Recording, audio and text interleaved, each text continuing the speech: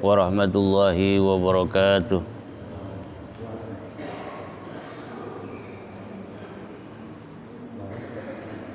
Oh ya.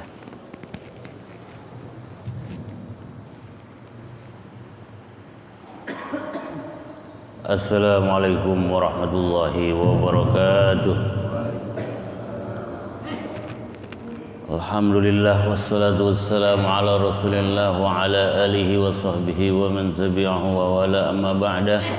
La hawla wa la quwwata illa billah. Bismillahirrahmanirrahim. Al-Fatihah ala niyati anna Allah ta'ala yatawil a'marana wa yusayyi ajsanana wa yashmi radana wa yuballigh maqasidana wa yusayyi ajsadana wa yashmi radana wa yuballighna wa iya wa yuballighna ila ziyarati baitil haramain asyrifain bi sirril Fatihah.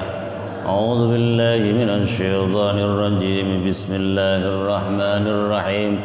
Alhamdulillahi rabbil alamin arrahmanir rahim maliki yaumiddin. Iyyaka na'budu wa iyyaka nasta'in. Ihdinas siratal mustaqim. صراط الذين أنعمت عليهم غير المغضوب عليهم ولا الضالين.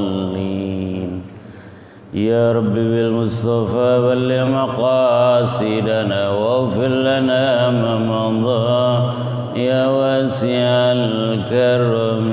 يا رب بالمصطفى بلغ مقاصدنا واغفر لنا يا واسع الكرم. من تذكر ذران بذي السلام مز السلام أنجرى من مقلة بدمي. بلغ مقاصدنا واغفر لنا ما مضى يا واسع الكرم. محمد سيد الكونين والثقلين والفريقين من عرب ومن عجم. يا رب بالمصطفى بلغ مقاصدنا واغفر لنا ما مضى يا واسع الكرم. اللهم صل وسلم وبارك عليه. ربي زدني علما وارزقني فهما والحقني بالصالحين. ربي زدني علما وارزقني فهما والحقني بالصالحين. ربي زدني علما وارزقني فهما والحقني بالصالحين برحمتك يا أرحم الراحمين. Mukarramun para orang tua, hujajil kiram, para asatizah, hadirin hadirat Bapak Ibu, jemaah kuliah subuh Masjid Besar Ar-Ridwan rahimakumullah. Insyaallah pada kesempatan di pagi hari yang mudah-mudahan Allah Subhanahu wa taala berkahi ini, kita akan bersama-sama mempelajari, mengkaji surah Al-Baqarah ayat 47 dan ayat 48. Yaqulu ta'ala fi kitabih, a'udzu billahi minasy syaithanir rajim. Bismillahirrahmanirrahim. Ya Bani Israel, wahai Bani Israel. Di ayat 47 ini Allah Subhanahu wa taala memulai dengan memanggil panggilan dengan Bani Israel. Jadi ada Bani Israel, ada Israel. Bani Israel di dalam Al-Quran itu disebut sampai 41 kali. Sedangkan Israel tanpa menggunakan Bani itu 3 kali. Berarti semuanya 44 kali. Nah, seperti yang telah disampaikan oleh Syekh Wahbah Al-Zuhaili di dalam tafsir Munirnya, bahwa surah Al-Baqarah di awalnya itu menjelaskan sifat orang-orang yang bertakwa ataupun juga orang-orang yang beriman. Yang kedua menjelaskan sifat orang kafir. Yang ketiga menjelaskan orang-orang munafik. Dan ternyata di dalam surah Al-Baqarah ini dari ayat 40 sampai 144 berarti jumlahnya sekitar 115 surah, 115 ayat, maaf. 115 ayat dari ayat 40 sampai 144. Dari jumlah surah Al-Baqarah yang ayatnya itu 286, itu 40%-nya membicarakan tentang sifat-sifat Bani Israel ataupun sifat orang Yahudi. Jadi surah Al-Baqarah itu jumlah ayatnya ada 286. Dari 286 ayat itu 40%-nya yaitu 115 ayat membicarakan tentang sifat-sifat bangsa Bani Israel. Jadi semuanya itu sebanyak 115 ayat. Apa tujuan Allah Subhanahu wa taala mengulang-ulang cerita bangsa Bani Israel ini? Menurut Al-Imam Ibnu Katsir, beliau mengatakan Allah mengulang-ulang hadhil kisah, ini cerita yang pertama karena bangsa Bani Israel atau bangsa Yahudi ini adalah aqdamus syu'ub fil alam, bangsa yang paling tua, bangsa yang paling kuno yang ada dari zamannya Nabi Ishak, Nabi Musa, bahkan sampai zaman Nabi Muhammad sallallahu alaihi wasallam, dan sampai hari kiamat bangsa ini masih ada di negara Palestina, yaitu bangsa Bani Israel, bangsa yang paling apa? Tua, Pak.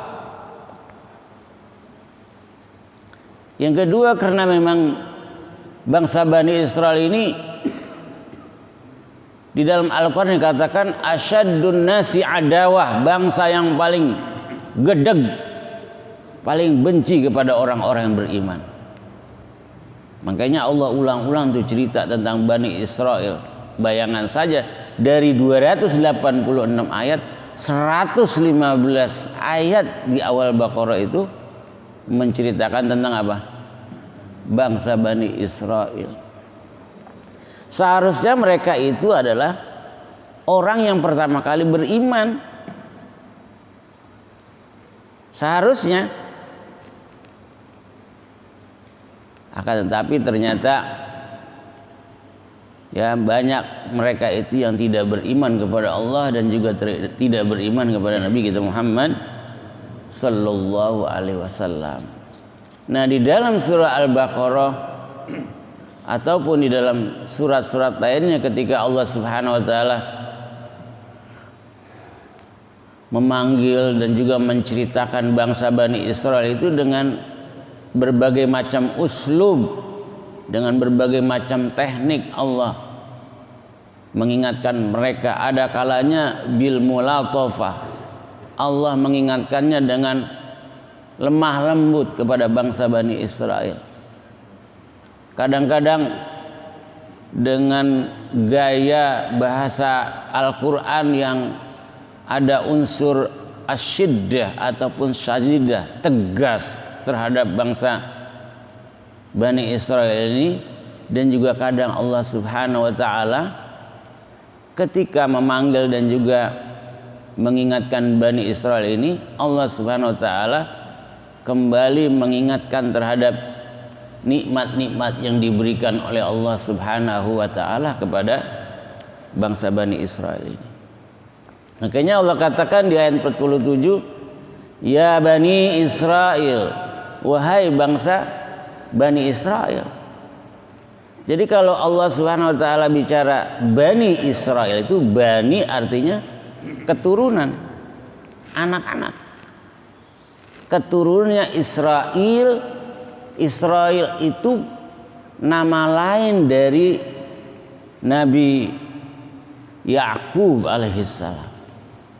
Jadi nama Nabi Yakub itu selain Nabi Yakub, tapi namanya juga apa? Israel.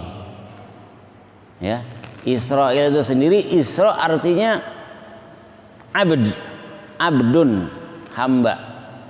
Il artinya Allah. Jadi Israel itu artinya apa? Hamba Allah. Diartikan juga Israel itu sebagai Safwatullah, orang yang bersih dipilih oleh Allah Subhanahu wa taala, itu Israel. Jadi meskipun Nabi Yakub dijuluki atau dipanggil dengan Israel, bukan berarti nanti kita punya anak, punya cucu dinamain apa? Israel loh. Ini namanya nama anaknya Israel loh. Iya, Israel itu kan nama lain dari Nabi Yakub alaihissalam. Ya kagak begitu juga. Ya nggak begitu juga. Cari yang lain. Nah, nanti takut fitnah. Meskipun Israel itu artinya Abdullah, hamba Allah. Nama lain dari Nabi Yakub. Nabi Yakub itu punya ayah, namanya apa? Namanya siapa? Nabi Yakub. Nabi Ishak. Nabi Ishak punya ayah. Ayahnya namanya siapa? Nabi Ibrahim. Ya. Nah, Nabi Ibrahim kan punya 2 putra. Pertama siapa? Nabi Ismail, ya kan? Nah, dari ibunda siapa namanya? Ibu Hajar. Yang kedua Nabi Ishak, ya kan? Nabi Ishak itu nama emaknya, ibunya siapa? Sarah. Cuma belakangan. Nah, dari Ishak ini melahirkan Nabi Yakub. Nabi Yakub itu panggilannya adalah Israel. Namun di dalam Al-Quran ketika Allah katakan ya Bani Israel, wahai keturunan siapa? Keturunan Nabi Yakub. Keturunan Nabi Yakub itu semuanya ada 12 orang. Keturunannya berapa? 12. Jadi dari 12 cucunya, ya kan? Cucunya siapa berarti ini? Nabi Ishak ya. Cucunya Nabi Ishak, anaknya Nabi Yakub, dari cicitnya Nabi Ibrahim, ya kan? Nabi Ibrahim alaihissalam. Maka Nabi Yakub itu cucunya semuanya 12. Anaknya 12. Makanya dibilang ya Bani Israel, wahai bangsa Bani Israel. Bani artinya keturunan.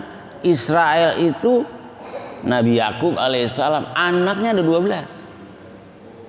Yang terkenal yang pertama adalah Nabi Yusuf. Ya. Nabi Yusuf yang saudara kandung dengan siapa? Dengan Bunyamin. Jadi Bunyamin itu nama yang populer dari putra Nabi Yakub, saudaranya Nabi apa?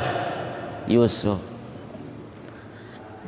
Ada lagi Lewi. Tuh. Lewi, ada Yahuza, ada Sam'un.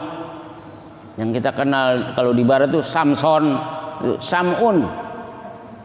Jadi ada 12 keturunan dari Nabi Yakub alaihissalam. Simbolnya itu ketika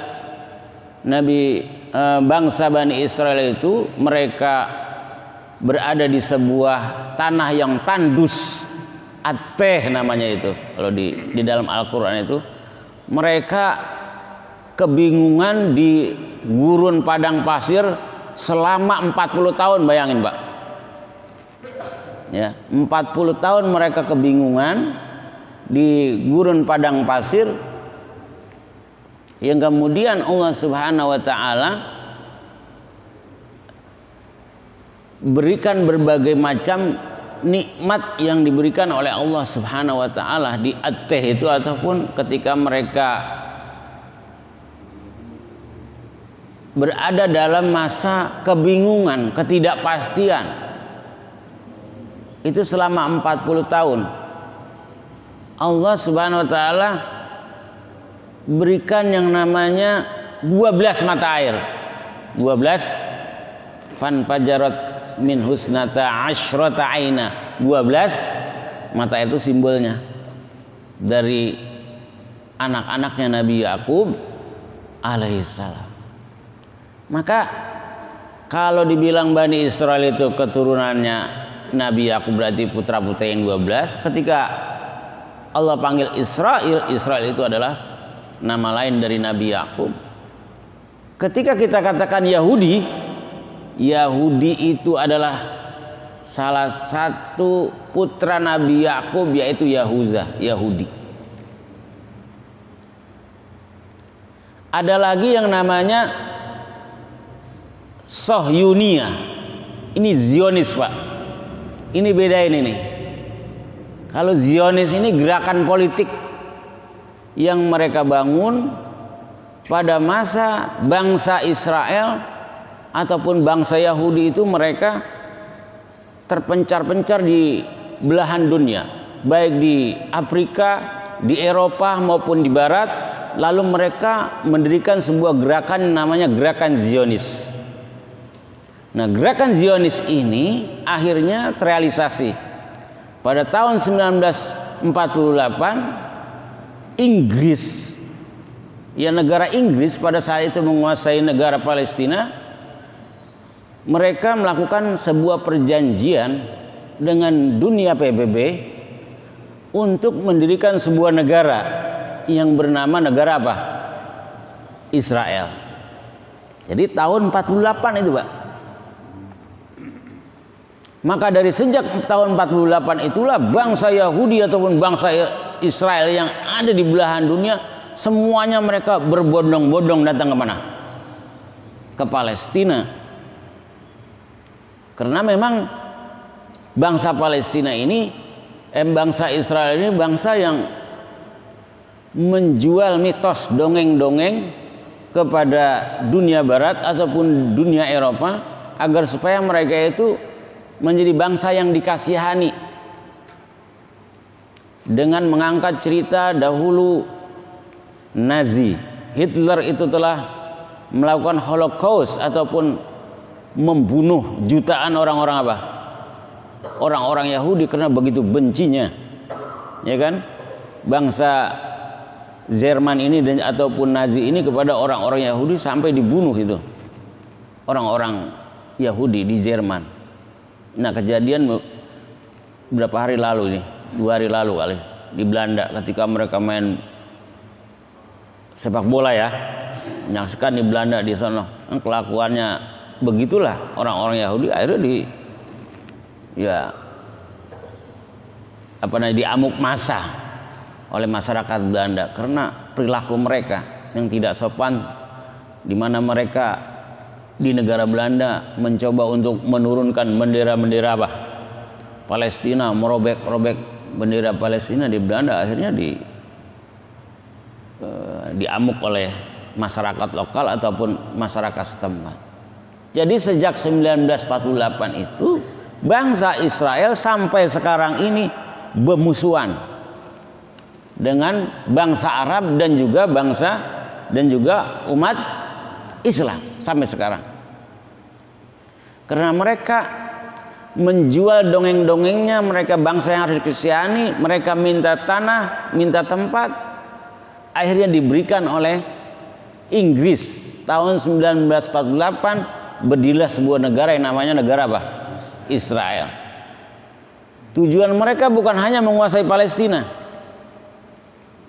Kalau bisa semenanjung Mesir sampai Irak. Karena di bendera Israel itu, Pak, di atasnya itu kan ada warna biru di atas dan juga warna biru di bawah. Warna biru di atas itu adalah sebagai simbol sungai. Sungai Nil yang ada di Mesir, yang terpanjang di dunia, yang di bawahnya adalah Sungai Efrat yang ada di Irak. Artinya Israel itu bukan hanya ingin menguasai Palestina. Kalau bisa dia menguasai dari negeri Sinai ataupun Mesir sampai Efrat dikuasai oleh apa? Israel, maka dikenal dengan Israel Raya. Nah itu bintangnya, kalau di tengah bintang apa tuh? Bintang David ya, bintang Nabi Daud alaihissalam. Jumlah lancipnya berapa itu? 6 atau 12? Ada 6 kan? Ya. Maka itulah simbol bagi mereka bahwasanya bangsa Israel ataupun bangsa Yahudi adalah bangsa yang ingin menguasai dari negeri Mesir sampai Irak, dari simbol negaranya itu. Dan tentunya sebagai bangsa yang paling tua ini, Allah Subhanahu wa taala ingatkan kepada mereka, uzkuru ni'mati allati an'amtu alaikum. Wahai bangsa Bani Israel, ingatlah nikmat-nikmat yang telah aku berikan kepada kamu.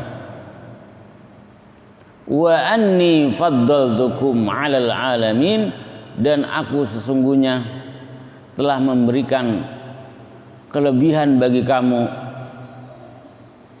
dengan bangsa-bangsa yang lain. Nikmat apa saja yang diberikan oleh Allah Subhanahu wa taala kepada bangsa Bani Israel ini, antara lain adalah seperti yang dijelaskan oleh Al-Imam Jalaluddin Asyuti dalam kitabnya Ad-Durrul Mansur. Yang pertama adalah an-najatu min Fir'aun, diselamatkan oleh Allah Subhanahu wa taala dari kekejaman Fir'aun. Karena memang bangsa Israel ketika ada di Mesir, mereka itu menjadi budak, Pak, menjadi hina. Nah, itu kasusnya ketika ada orang Israel berkelahi dengan orang Mesir, dengan orang pribumi istilahnya begitu. Maka pada saat itu Nabi Musa alaihissalam merelai dan membela bangsa Bani Israel ini, yang kemudian akhirnya secara tidak sengaja terpukul dan mati, meninggal dunia. Maka terjadilah kasus besar. Ditambah lagi dengan Nabi Musa alaihissalam pada saat itu mengajak Fir'aun dan tukang sihirnya untuk beriman kepada Allah Subhanahu wa taala. Pada akhirnya dikejar-kejar melewati yang namanya Laut Merah. Maka Allah selamatkan ini bangsa Israel melalui Nabi Musa, dan mukjizat tongkatnya itu membelah yang namanya apa?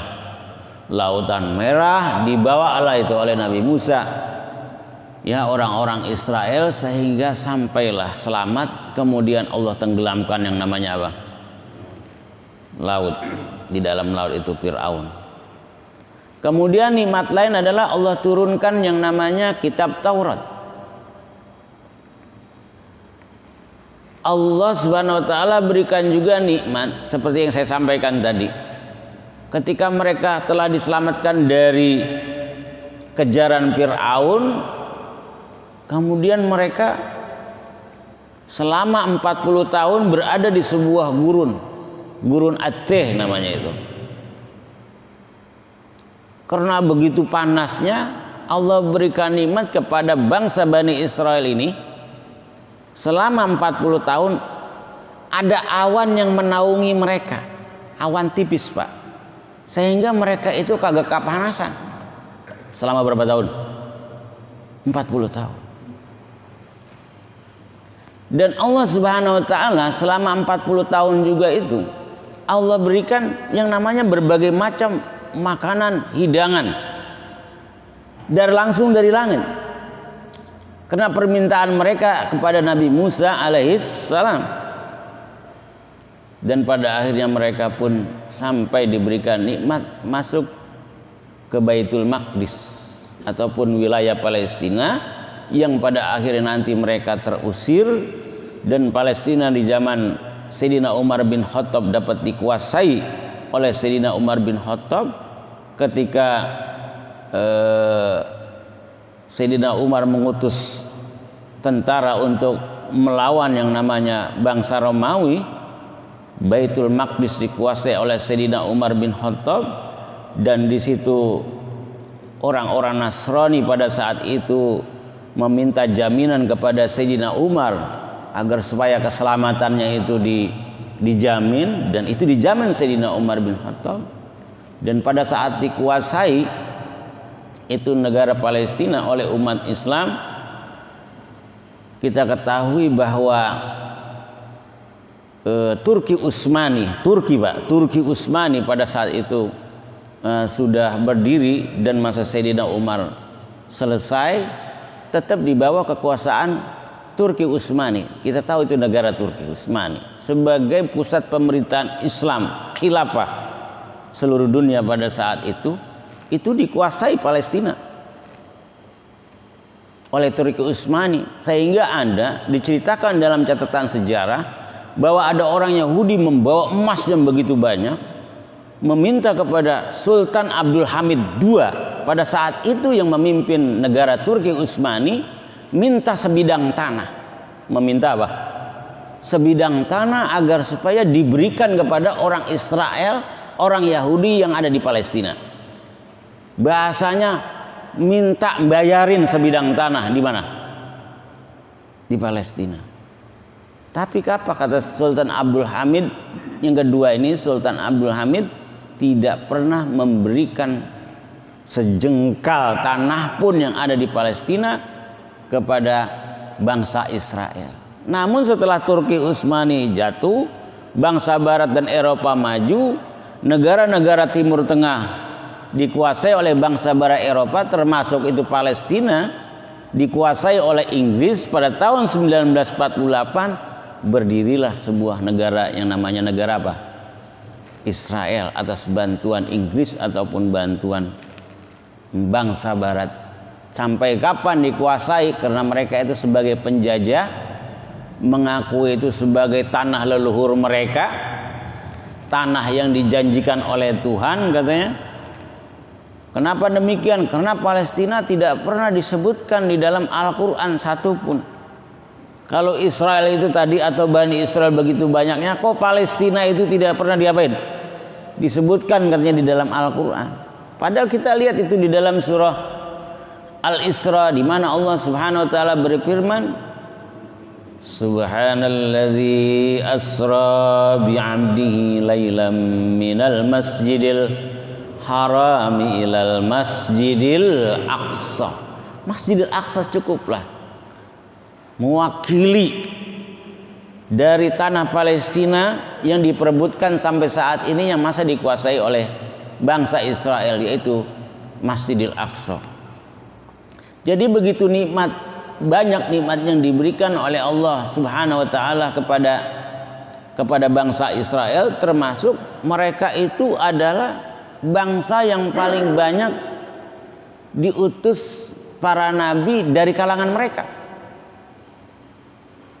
Ya, misalnya saja Nabi Yusuf, Nabi Ayub, Nabi Zulkifli, Nabi Yunus, Nabi Daud, Nabi Sulaiman, Nabi Zakaria, Nabi Yahya, Nabi Musa, dan Nabi Zakaria inilah yang di dalam hadis dijelaskan dibunuh oleh bangsa Israel ataupun bangsa Yahudi. Nabi aja diapain? Dibunuh, Pak. Apalagi bangsa Arab ataupun bangsa Palestina. Mereka berusaha untuk menguasai seluruh tanah Palestina. Kenapa demikian? Karena mereka mengatakan seperti ini dalam Al-Quran, wa anni faddaltukum alal alamin. Mereka itu angkuh sombong, menjadi bangsa yang dianggap sebagai bangsa pilihan, memiliki kelebihan daripada bangsa-bangsa yang lain. Wa anni faddaltukum alal alamin. Maka kalimat al-alamin di sini menurut Al-Imam Al-Qurtubi, beliau mengatakan bahwasanya bangsa Israel adalah bangsa yang memiliki kelebihan atau dilebihkan dari bangsa-bangsa sebelumnya dan bangsa-bangsa setelahnya. Maka menurut Imam Al-Qurtubi, berarti umat Nabi Muhammad ini, yaitu umat Islam itu berarti kalah dengan bangsa Israel. Kalau Imam Al-Qurtubi mengatakan seperti itu, maka dengan demikian al-alamin di sini menurut Syekh Muhammad Al-Amin Asy-Syankiti di dalam kitabnya Adwaul Bayan, al-alamin di sini aku lebihkan bangsa Israel, yaitu pada masa zaman mereka saja. Ya, pada masa zaman mereka memang mereka hebat-hebat, diberikan nikmat yang begitu banyak. Tapi tetap saja umat yang terbaik adalah umat Islam. Kuntum khaira ummatin ukhrijat linnas. Engkau adalah apa? Umat yang terbaik, yaitu tetap saja umat yang terbaik adalah umat Nabi kita Muhammad sallallahu alaihi wasallam, meskipun Allah katakan wa anni faddaltukum alal alamin, bahwa bangsa Israel ataupun bangsa Yahudi adalah diberikan kelebihan dan keistimewaan, termasuk adalah kecerdasan. Tapi demikian juga, dengan demikian juga mereka adalah sebagai asadun nasi kufron, yaitu bangsa yang paling banyak kufurnya kepada Allah, yang tidak pernah berterima kasih. Bagaimana tidak? Nabi Zakaria dibunuh, Nabi Musa alaihissalam bersama Nabi Harun, ya, ketika berdakwah kepada mereka, justru mereka tidak mau beriman kepada Allah. Ya, nanti kita bisa lihat di dalam ayat-ayat selanjutnya bagaimana kelicikan mereka. Ketika mereka diminta untuk menyembah Allah, justru mereka membuat patung sapi yang terbuat daripada emas yang kemudian mereka sembah. Ini kan bentuk kelicikan mereka. Dan kenapa mereka mengatakan nanti di ayat 48 akan mendapatkan syafaat di hari kiamat? Kenapa? Karena mereka itu sangat sombong, sangat angkuh. Kami ini adalah anak-anaknya Allah. Oh gitu, Pak. Dan kami ini adalah kekasih-kekasihnya Allah. Ente tahu gak? Para nabi-nabi itu semuanya kebanyakan diutus dari golongan saya, dari Bani Israel, dan diutus kepada kami. Jadi ketika nanti di akhirat pasti kami akan mendapatkan syafaat dari engkong-engkong kami, dari buyut-buyut kami, dan juga dari orang-orang tua kami. Tapi Allah katakan di ayat selanjutnya, di ayat 48, wattaqu yawman la tajzi nafsun an nafsin syai'a. Dan bertakwalah kamu sekalian, ingatlah kepada Allah, di mana pada hari kiamat nanti tidak ada antara satu orang dengan orang lainnya itu yang bisa memberikan apa? pertolongan. Wala tanfa'uha wala yuqbalu minha syafa'ah, dan juga tidak akan diberikan yang namanya apa? Syafaat. Syafaat enggak ada di hari kiamat kata Allah. Wala yuqbalu minha syafa'ah wala yu'khadhu minha 'adl, dan juga tidak ada orang yang bisa memberikan tebusan dengan kesalahannya, sekalipun tebusannya itu dengan segunung emas, itu tidak bisa. Wala hum yunsarun, dan juga mereka tidak akan ditolong oleh Allah Subhanahu wa taala. Jadi di ayat 48 ini ayat yang mengingatkan kepada bangsa Bani Israel, ente nikmat udah banyak tapi nggak mau beriman kepada Allah. Kata Allah, ingatlah nanti di hari kiamat tidak ada yang bisa memberikan pertolongan, tidak ada yang bisa menebus dengan hartanya atas dosa-dosa yang dilakukan. Ya. Nah, di dalam sababun nuzulnya ini, sebab diturunkannya ayat ini, mereka itu yang tadi saya sampaikan. Nggak mungkin nanti di hari kiamat itu kami nggak ditolong oleh orang-orang tua kami. Ya, karena kami ini adalah bangsa pilihan. Tapi Allah jawab di sini, wala yuqbalu minha syafa'ah, nggak ada syafaat. Wala yu'khadhu minha 'adl, tidak ada tebusan. Wala hum yunsarun, dan mereka tidak akan ditolong oleh Allah. Kemudian ayat 48 ini menjelaskan tentang orang-orang Bani Israel di hari kiamat ataupun orang-orang kafir itu pasti tidak akan mendapatkan syafaat dari Allah. Udah pasti. Karena mereka apa? Tidak beriman. Jadi maksud wala yuqbalu minha syafa'ah, mereka tidak mendapatkan syafaat, maksudnya mereka orang-orang kafir itu tidak akan mendapatkan apa? Syafaat. Asy-syafa'ah tanfa'ul mu'minin dunal kafirin. Al-Imam Al-Qurtubi ketika menafsirkan ayat ini, maka syafaat itu hanya diberikan kepada orang-orang yang beriman, tapi tidak akan pernah diberikan kepada orang-orang kafir ataupun orang-orang yang tidak beriman. Jadi syafaat itu secara bahasa artinya genap, lawan dari witir. Witir itu apa? Ganjil. Genap itu syafaat.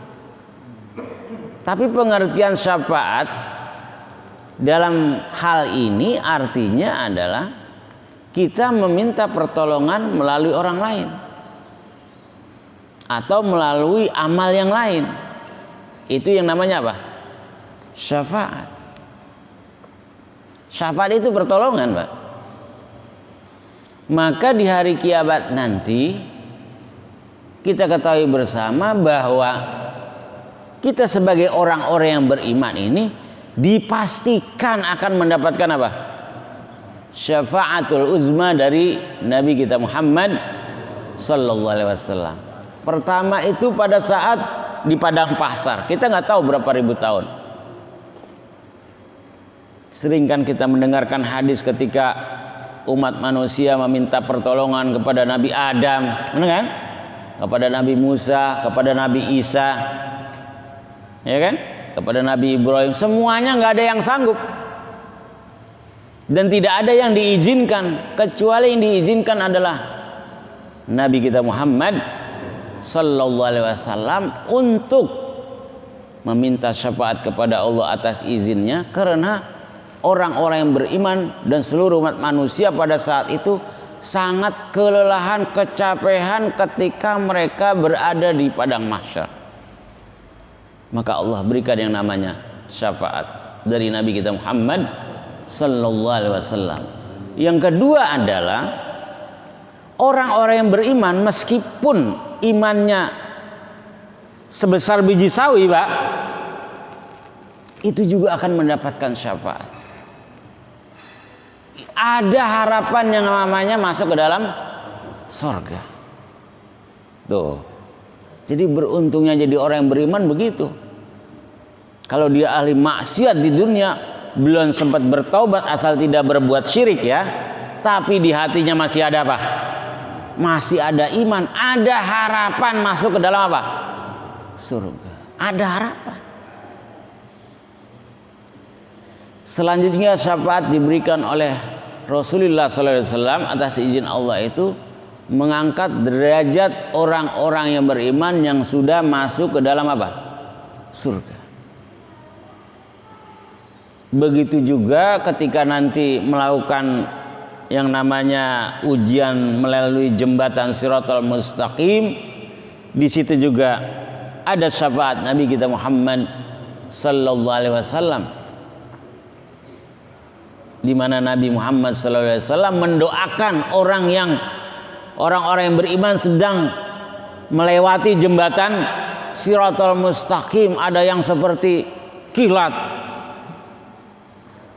ada yang seperti kecepatan cahaya, ada yang kecepatannya seperti seekor kuda berlari, ada yang merangkak, ada yang jalan. Nah, disitulah syafaat kita harapkan dari Nabi kita Muhammad sallallahu alaihi wasallam. Di samping itu juga atas izin Allah, kalau syafaatul uzma itu khusus diberikan kepada Nabi Muhammad dan kita sebagai orang yang beriman, termasuk orang yang banyak baca salawat, Pak. Itu menurut Al-Imam Ibnul Qayyim dikatakan seperti itu. Orang yang banyak membaca salawat kepada Nabi kita Muhammad sallallahu alaihi wasallam itu dipastikan akan ditolong oleh Allah Subhanahu wa taala melalui syafaat Rasulullah sallallahu alaihi wasallam. Yang kedua, orang-orang yang beriman, orang-orang yang bertakwa, orang yang ahli ibadah, orang yang ikhlas itu bisa menolong teman-temannya masuk ke dalam apa? Surga. Itu dalam hadis ceritakan, Pak. Ya. Di dalam hadis yang diriwayatkan oleh Imam Bukhari dan juga Imam Muslim, ada sekelompok orang yang meminta kepada Allah agar supaya teman-temannya itu yang ada di dalam apa? Neraka itu semuanya diapain? Dikeluarkan. Siapa itu? Orang-orang yang bertakwa, Pak. Kata Allah, kenapa engkau minta keluarkan itu teman-teman kamu? Itu teman saya lagi dulu sholat jamaah di Masjid Besar Ridwan. Wah, kenal, Pak. Jadi insya Allah ya, orang-orang yang bertakwa itu bisa apa? Menolong sahabat-sahabatnya yang masuk ke dalam apa? Neraka. Dulu teman saya melaksanakan ibadah puasa bareng sama saya, sholat juga bareng, haji juga bareng. Saya tahu banget dia itu orang baik. Kata Allah, akhriju man ta'rifu, keluarkan siapa yang ente kenal. Makanya kalau punya teman itu cari yang baik-baik, yang soleh-soleh, bener gak? Siapa tahu nanti di akhirat bisa apa? Menolong kita, bisa memberikan syafaat. Yang ketiga adalah orang-orang yang mati syahid. Orang yang mati syahid itu bisa memberikan pertolongan syafaat kepada keluarganya sebanyak 70 orang. Cuman kudu berangkat dulu ke Palestina, perang kita sama Israel. Kita meninggal, itu di akhirat bisa memberikan apa? Syafaat 70 orang, Pak. 70 orang banyak ini, keluarga besar. Selanjutnya adalah yang bisa memberikan syafaat juga apabila kita punya anak meninggal dunia, bayi belum balik, sebanyak 3 orang. 3 bayi meninggal, belum apa? Belum balik, insya Allah itu bisa memberikan syafaat. Makanya beruntung kalau punya anak pada meninggal dunia 3 orang, ya kan? Belum balik, tapi belum apa? Belum balik. Insya Allah bisa memberikan pertolongan, termasuk adalah orang yang rajin melakukan ibadah puasa dan rajin membaca apa? Al-Quran. Jadi orang yang rajin puasa bisa memberikan syafaat. Kata Allah ketika ingin dimasukkan ke dalam neraka, kata puasa, jangan kau masukkan ya Allah ke dalam nerakamu, karena ini orang siang hari puasa menahan lapar, haus, menahan syahwat. Kalau malam dia melek, baca apa? Baca Al-Quran. Al-Quran yang dia baca bisa memberikan syafaat, termasuk surah Al-Muluk, surah Tabarok. Ini orang di dunia sebelum tidur sering membaca apa? Surah Al-Muluk yang berapa ayat jumlahnya? 30 ayat. Jadi hanya 30 ayat. Ini surah Al-Muluk mati-matian, belain orang yang di dunia apa? Rajin membaca apa? Surah Al-Muluk. Makanya baca surah Al-Muluk. Sebelum apa? Sebelum tidur. Cuman 30 ayat. Siapa tahu kita meninggal dunia udah baca apa? Surah Al-Muluk, surah Tabarok. Jangan Waqiah mulu dibaca. Surah Al-Muluk dong dibaca sebelum apa? Tidur. Karena surah Al-Muluk ini di dalam hadis Nabi kita Muhammad sallallahu alaihi wasallam dikatakan, hadis yang diriwayatkan oleh Imam Tabrani dari sahabat Anas bin Malik, Nabi bersabda, "Khasamat min sahibiha hatta adkhalathul jannah." Ini surah Al-Muluk mati-matian, abis-abisan bela-belain orang yang membaca surah Al-Muluk tiap malam. Sampai orang yang sering baca surah Al-Muluk ini adkhalathul jannah, masuk ke dalam apa? Surganya Allah Subhanahu wa ta'ala. Mudah-mudahan dari surah Al-Baqarah ayat 47 ini, mudah-mudahan kita semuanya jangan seperti bangsa Bani Israel yang diberikan nikmat oleh Allah Subhanahu wa ta'ala, justru mereka tidak mau beriman kepada Allah. Yang kedua, kita berusaha untuk di ayat 48 surah Al-Baqarah ini juga mengingatkan kepada kita semua, berusahalah untuk berdoa kepada Allah ataupun melakukan perbuatan-perbuatan amal soleh yang menyebabkan kita mendapatkan syafaat dari Rasulullah sallallahu alaihi wasallam. Marilah kita membaca suratul Fatihah. Al-Fatihah. A'udzubillahi minasyaitonir rajim. Bismillahirrahmanirrahim. Alhamdulillahirabbil alamin arrahmanir rahim maliki yaumiddin. Iyyaka na'budu wa iyyaka nasta'in ihdinas siratal mustaqim. Siratal ladzina an'amta 'alaihim ghairil maghdubi 'alaihim waladdallin. Lebih kurangnya mohon maaf. Assalamualaikum warahmatullahi wabarakatuh.